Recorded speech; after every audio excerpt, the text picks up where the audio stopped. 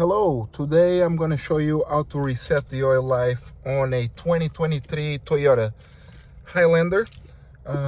It's very simple. We are going to be using these buttons here on this side to go through the menu where you can see here.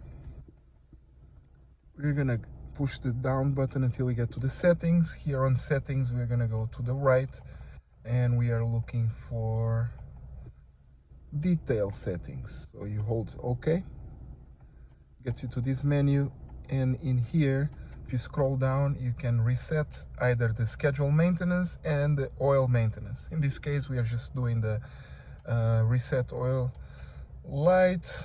Push OK to reset, push up and say yes, and simple as that, it is completed. I hope this video helped you.